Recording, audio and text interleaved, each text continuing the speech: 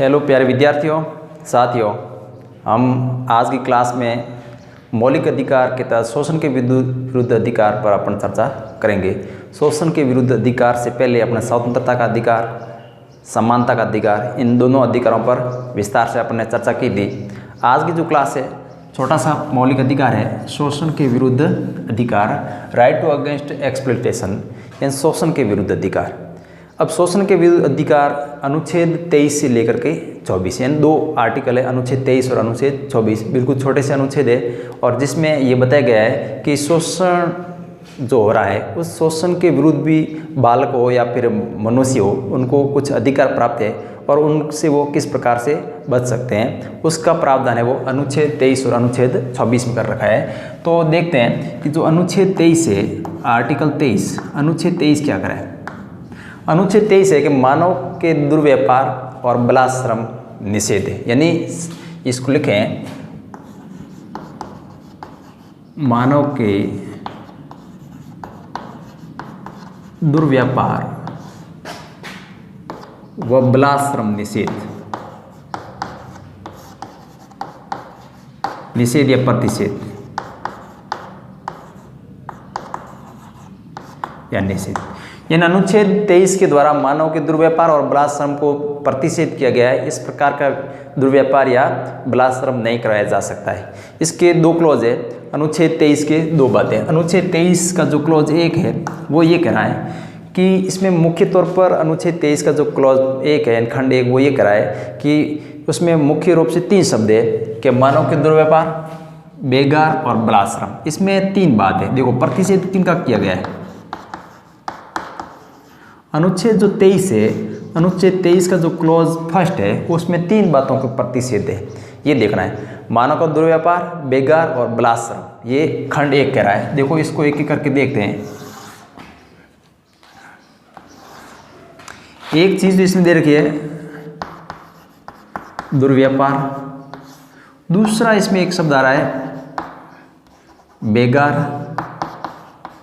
और तीसरा शब्द आ रहा है बलात्श्रम।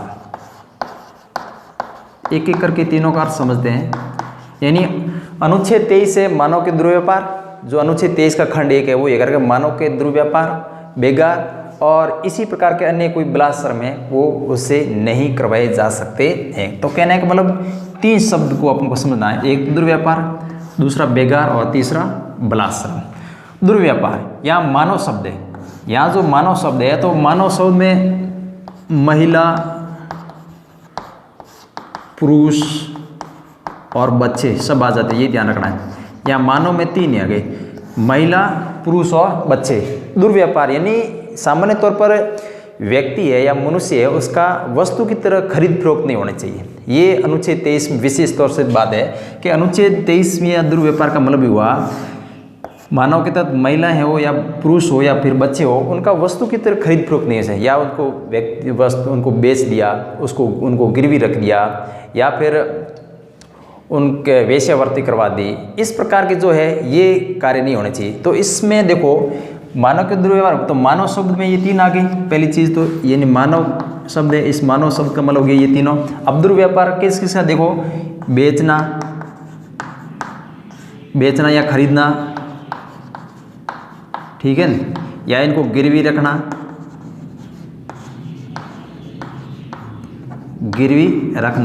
या फिर पहले जो देवदासी प्रथा थी, देवदासी प्रथा जो भी है, या फिर वेश्यावृत्ति,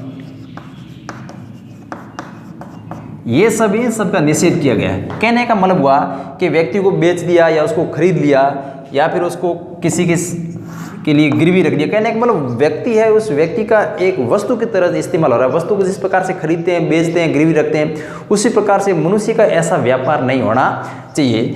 या फिर ये जो देवदासी प्रथा थी, देवदासी प्रथा ने पहले जो राजा महाराजाओं का जो शासन था, उस राजा महाराजाओं के शासन में वो जो भी शादी होती थी तो राजकुमारी के साथ में महिलाएं भेजते थे काम करने के लिए साथ में, तो वो देवदासी प्रथा थी। तो वो भी अपने आप में एक क्या है, दुर्व्यापार है, यानी उनकी व्यक्तिगत स्वतंत्रता समाप्त हो जाती है। तो ये जो देवदासी प्रथा है ये भी नहीं होनी चाहिए, और या फिर उसके साथ में वेश्यावृत्ति कार्य करवाया जा रहा है तो ये भी कहने का मतलब है दुर्व्यापार के अंतर्गत आएगा। तो कहने का मतलब अनुच्छेद 23 का जो खंड 1 है उसमें 3 शब्द थे, दुर्व्यापार, बेगार और बलात्। दुर्व्यापार में मनुष्य जो शब्द था उसमें महिलाएं पुरुष इन सब का खरीद फरोख्त नहीं होनी चाहिए, खरीदना बेचना गिरवी रखना या फिर उनको देवदासी के रूप में या वेश्यावृत्ति के रूप में, ये सब निषेध किया गया है। अब बेगार, बेगार किसे कहते हैं? बेगार का मतलब ये हुआ कि माना कि बिना किसी, आपको कोई पारिश्रमिक नहीं है, बिना किसी उचित पारिश्रमिक से आपसे कोई काम करवाया जाता है, यानी काम आपसे करवाया जाता है उसके बदले में आपको कुछ भी पारिश्रमिक नहीं मिल रहा है, तो उसको कहते हैं बेगार। यानी इसको यदि देखें, बिना उचित पारिश्रमिक के, बिना उचित पारिश्रमिक के कार्य करवाना, ये होती है बेगार। यानी आपको कोई पारिश्रमिक नहीं और उसमें काम कराया जाता है। या पहले यदि अपन देखें सामंतशाही व्यवस्था में या राजशाही व्यवस्था में, तो लोगों को जो गांव में सेठ साहूकार थे, जो पैसे वाले थे, उनसे अपन धन या अपन पैसे उधार लेते और पीढ़ी दर पीढ़ी उसको चुकाने के लिए उसके बदले में अपन को काम करना पड़ता था, या फिर पैसे चुक जाते थे उसके बाद में भी अपन को काम लगातार करना पड़ रहा था। किस प्रकार, इस प्रकार की जो बेगार प्रथा है, उस बेगार प्रथा को अनुच्छेद 23 के खंड 1 के द्वारा समाप्त किया गया। यानी यदि आप किसी के कहीं पर यदि आप पारिश्रमिक काम कर रहे हैं तो उसके बदले में आपको पारिश्रमिक मिलेगा, लेकिन जब आप काम करते हैं और उसके बदले में आपको कोई उचित पारिश्रमिक नहीं मिल रहा होता है, तो इसका मतलब आपको बेगार करवाई जा रही है, यानी उसके बदले में आपको कुछ भी नहीं दिया जा रहा, तो ये बेगार हो गया। अब देखो बलात्श्रम, बलात्श्रम का मतलब जबरदस्ती काम करना, बलात्श्रम का मतलब जबरदस्ती आपसे कार्य कराना, यानी आपका कार्य करने में रुचि नहीं है, आपका कोई किसी कार्य को करने में इंटरेस्ट नहीं, फिर भी आपको कोई कार्य करवाया जा रहा है, तो यानी किसी भी व्यक्ति की उसकी रुचि के खिलाफ, उसके इंटरेस्ट के खिलाफ उससे कार्य कराना बलात्श्रम कहलाता है। यानी व्यक्ति जो भी है इच्छा के खिलाफ, इच्छा के विपरीत कार्य करवाना,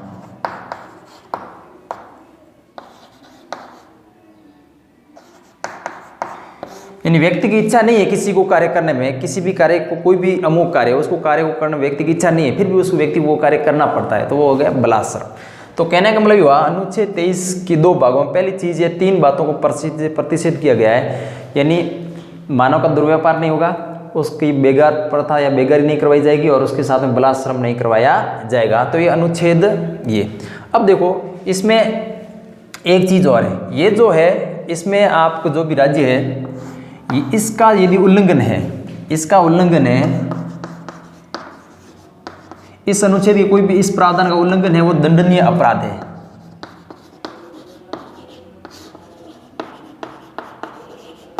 यानी ये कहा गया है इसका यदि आप उल्लंघन करेंगे तो कानून के अनुसार आपको दंड घोषित किया है, दंडित किया जाएगा। तो इन प्रावधानों का उल्लंघन करने पर ये कानून के अनुसार दंडनीय अपराध घोषित किया गया है। तो ये हो गया इसका क्लॉज फर्स्ट। देखो अब इसके साथ में देखो इसका दूसरी बात और है, अनुच्छेद जो 23 है, अनुच्छेद 23 का एक खंड 2 ये कराए कि राज्य है, राज्य सार्वजनिक प्रयोजन के लिए, राज्य क्या करेगा, राज्य सार्वजनिक प्रयोजन के लिए आपके साथ में किसी भी अनिवार्य सेवा को लागू कर सकता है और वो इसके तहत उल्लंघन नहीं माना जाएगा। यानी राज्य अनिवार्य सेवा लागू कर सकता है, किसके लिए, सार्वजनिक प्रयोजन के लिए। तो राज्य किसी सार्वजनिक हित के लिए या सार्वजनिक प्रयोजन के लिए किसी भी सेवा को यदि अनिवार्य घोषित करता है और वो आपको करना पड़ता है, बोले इच्छा है या फिर नहीं है, तो फिर वो इस अनुच्छेद का उल्लंघन नहीं माना जाएगा। तो ये क्लॉज 2 ये कराया कि राज्य किसी सार्वजनिक प्रयोजन के लिए, सार्वजनिक प्रयोजन के लिए अनिवार्य सेवा लागू कर सकता है।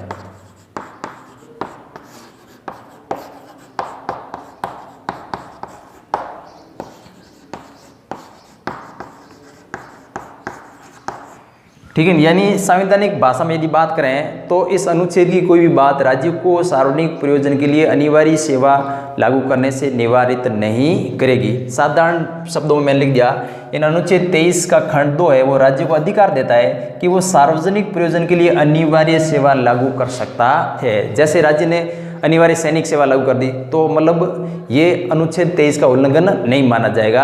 आप तो यूँ कह दें कि हमारी इच्छा नहीं है, लेकिन राज्य सार्वजनिक हित में ऐसा कर सकता है। तो ये अनुच्छेद 23 में दो बातें हैं। अनुच्छेद 23 का जो खंड 2 है उसमें एक बात ये हो गई। दूसरा है ये राज्य जो भी अनिवार्य सेवा लागू घोषित करता है राज्य हित में, तो उसमें राज्य केवल और केवल, यहाँ लिखा हुआ केवल धर्म, मूलवंश, जाति या वर्ग के आधार पर भेदभाव नहीं करेगा। यानी राज्य धर्म, मूलवंश, जाति, वर्ग इनके आधार पर राज्य कोई भेदभाव नहीं करेगा। तो प्यारे विद्यार्थियों साथियों, ये अनुच्छेद 23 था जिसमें मुख्य तौर पर दो खंड थे। दोनों खंडों को अपने एक पढ़ा। जो पहला खंड था वो 3 बातों को प्रतिषेध करता है, मानव के दुर्व्यापार, दूसरा बेगार और तीसरा बलात्श्रम, ये हो गया। और इसमें दूसरी थी, इनका यदि उल्लंघन करने पर इसको कानून के अनुसार दंडनीय अपराध घोषित किया गया है। तो ये खंड 1 हो गया, यानी क्लॉज 1। और उसमें दूसरी बात ये थी, अनुच्छेद 23 का जो खंड 2 था उसमें 2 बातें थी कि राज्य सार्वजनिक प्रयोजन के लिए अनिवार्य सेवा लागू कर सकता है और ये व्यवस्था है वो इस अनुच्छेद का उल्लंघन नहीं मानी जाएगी। और उसके साथ साथ में इसमें दूसरी बात और कही गई है कि राज्य धर्म, मूलवंश, जाति या वर्ग के आधार पर किसी भी प्रकार का कोई भेदभाव नहीं कर सकता है। तो ये अनुच्छेद 23 के दोनों खंडों पर अपन बात कर लिए। अब अनुच्छेद 23 के बाद अपन बात करते हैं अनुच्छेद 24। अनुच्छेद 24। अब अनुच्छेद 24 क्या कह रहा है? कारखानों आदि कुछ विषय है उसमें, कारखानों में या फिर खाने हैं या फिर अन्य जो भी परिसंकट में जो स्थान है उन पर बालकों के नियोजन को क्या किया गया है? निषेध किया गया है। यानी कारखानों आदि में बालकों के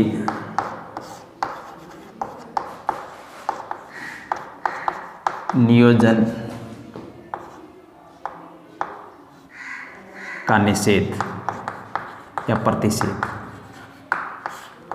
देखो इसमें कारखाने 3 बातें हैं। देखो अनुच्छेद जो 24 है वो ये कराए कि जो 14 वर्ष तक के जो बालक है, उन 14 वर्ष तक के जो भी बालक है उन बालकों को कारखाने या फिर कोई खान है या फिर कोई अन्य परिसंकट में कोई स्थान है, कहने का मतलब सामान्य तौर पर साधारण सी बात करें तो अनुच्छेद जो 24 है वो ये कराया कि जो 14 वर्ष तक के जो बालक है उनको किसी खतरनाक कार्य में नहीं लगाया जाएगा। ये साधारण सीधा सा अर्थ है। अब लेकिन इसमें 3 बात देखो, ये जो इसमें निषेध है, इसमें भी निषेध है वो किन किन का? देखो एक तो निषेध है कारखाने, ठीक है, दूसरा निषेध है खान और तीसरा है अन्य परिसंकट में। अन्य परिसंकट में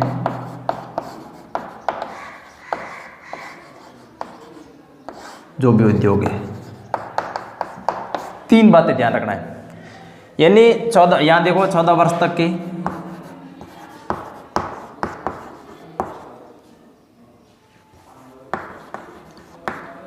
के बालक, यानी 14 वर्ष तक के जो बालक है उस बालकों को इन 3 जगहों पर, कारखाने हो, खाने हो और या फिर अन्य परिसंकट में, कारखानों में नहीं लगाया जा सकता है यानी फैक्ट्रीज में। अब यहाँ जो खान माइंस है इनमें भी इनको नहीं लगाया जा सकता है क्योंकि ये भी खतरनाक कार्य है। इसमें बच्चों के जो शारीरिक जो स्वास्थ्य है उन पर गलत प्रभाव पड़ता है। और अन्य जो भी परिसंकट में, यानी ऐसे और उद्योग जिसको या जिस उद्योगों को देखने से ये लगता है कि इनमें यदि बालकों का नियोजन किया गया तो उनका जो स्वास्थ्य है या उनका जो शारीरिक स्वास्थ्य है उन पर असर पड़ सकता है। तो जैसे माना कि फटाकों की कोई फैक्ट्रीज है उन पर लगा दिया, या फिर कांच की कोई फैक्ट्री है उन पर बच्चों को लगा दिया, ठीक है ना, या फिर कालीन उद्योग से संबंधित हो, या फिर जहाँ पर और ज़्यादा धुआं हो रहा है उस क्षेत्र में, तो कहने का मतलब या माचिस जो भी उद्योग है इन सब पर यदि आप बच्चों को लगाएंगे तो ये भी, जैसे देखो पटाखे, तो ये भी खतरनाक कार्य है, ठीक है ना। माचिस बनाने के जो भी कार्य हो रहा है, यानी क्योंकि यहाँ पर भी बारूद का काम किया जा रहा है, ठीक है, इन पर क्षेत्र है, ठीक है, या कांच उद्योग है। तो कहने का मतलब ऐसे बहुत सारे उद्योग है, इन उद्योगों को इन्होंने समय समय पर संकट में उद्योगों के आधार पर रखा।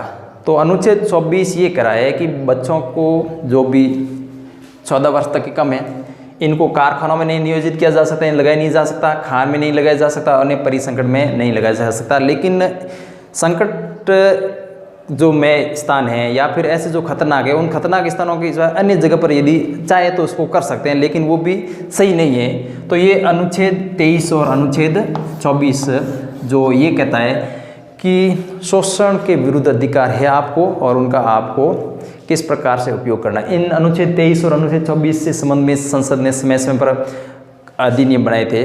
तो उन अधिनियमों के माध्यम से ये निषेध किया गया भाई इनका शोषण नहीं होना चाहिए। तो अनुच्छेद 23 और अनुच्छेद 24 में आज इतना ही। अगली क्लास में अपन चर्चा करेंगे अगले मौलिक अधिकार पर, धार्मिक स्वतंत्रता का अधिकार।